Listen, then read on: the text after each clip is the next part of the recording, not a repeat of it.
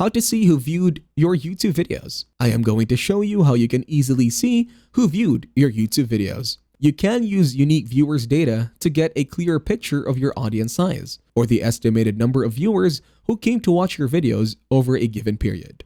Whether they watch on a computer or mobile, or watch more than once, that counts as one unique viewer.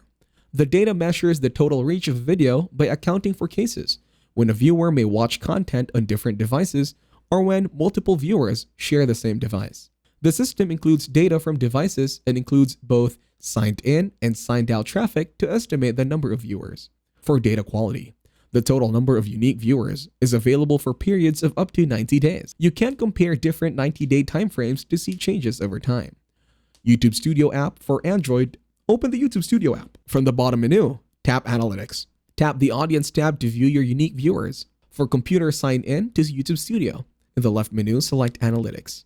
Click the Audience tab to view your unique viewers. YouTube Studio app for iPhone and iPad. Open YouTube Studio app.